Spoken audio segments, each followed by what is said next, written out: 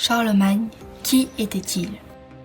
Une naissance pas prévue dans le DLC.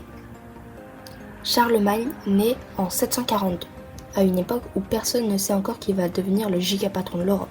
Son père, Pépin le Bref, oui il avait un blaze éclaté, est roi des Francs et veut un fils qui en impose. Charlemagne, lui, arrive avec un potentiel de conquérant à 200%, prêt à exploser tout le monde sur la map médiévale. Héritage en mode « Bon courage frérot ». À la mort de Pépin en 768, le royaume est divisé entre Charlemagne et son frère, Carloman. Mauvaise idée, parce que ces deux-là ne s'aiment pas du tout. Mais plot twist, Carloman meurt en 771. Pur hasard. Et Charlemagne récupère tout. Il se frotte les mains et se dit « Ok, maintenant on va faire les choses sérieusement ». Mode conquête activé. Dès qu'il est seul aux commandes, il met la guerre en autoplay. Il explose les Lombards en Italie,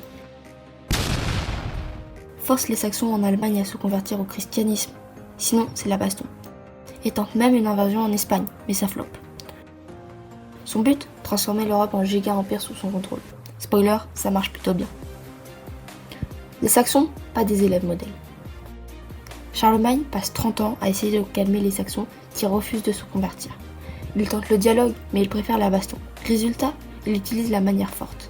Massacre, déportation et destruction de villages. C'est pas le prof le plus pédagogue du Moyen-Âge, mais au final, il finit par les soumettre.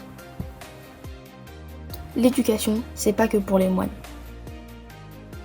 À cette époque, lire et écrire, c'est pas une priorité, sauf si t'es moine. Mais Charlemagne, lui, veut que tout son peuple sache aligner deux phrases. Il ouvre les écoles, relance la copie des manuscrits, et instaure le latin comme langue officielle.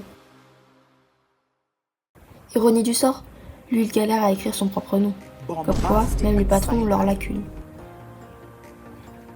Un empire, c'est comme un groupe WhatsApp, faut modérer. Son royaume est tellement immense que s'il lâche un peu l'affaire, ça part en freestyle. Du coup, il invente une administration bien ficelée.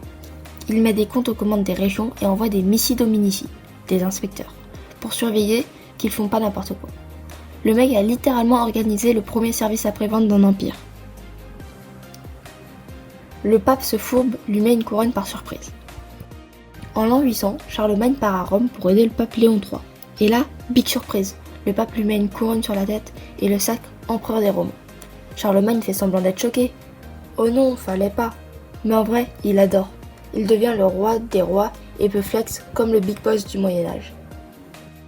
Niveau vie privée, c'est le bordel. Le gars a au moins 5 épouses officielles, une dizaine de concubines et plus de 20 enfants. Autant dire qu'à la cour, c'est un joyeux bazar. Mais Charlemagne veut contrôler tout ça. Il interdit à ses filles de se marier pour éviter qu'un gendre relou vienne lui piquer le trône. Spoiler, ça n'a pas empêché le chaos après sa mort. Son empire, c'est le plus gros fast-food médiéval. Sous son règne, tout le monde mange mieux, et c'est lui qui impose les bases de l'agriculture moderne en Europe. Il fait planter des vignes, cultiver des céréales, et élève des chevaux comme si c'était son propre range géant. Bref, si t'aimes la bonne bouffe, dis merci à Charlemagne. Il meurt et son empire explose en morceaux. En 814, Charlemagne meurt après avoir tout géré comme un patron. Il laisse le trône à son fils, lui le pieux, mais le problème, son fils est beaucoup moins chaud. Rapidement, l'empire est divisé entre ses petits-fils, qui passent leur temps à se taper dessus. En moins d'un siècle, l'empire est éclaté façon puzzle. Son héritage, un giga level up pour l'Europe. Même si son empire n'a pas tenu, Charlemagne a posé les bases de l'Europe moderne. Il a relancé l'éducation, stabilisé les royaumes et donné aux Francs un prestige de malade. Aujourd'hui, il est vu comme le père de l'Europe. Pas mal pour un mec qui à la base voulait juste éviter que son frère lui pique la couronne.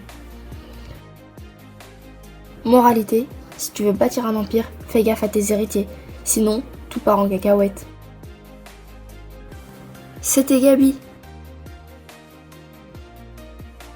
Abonnez-vous, likez et commentez. J'espère que la vidéo vous a plu.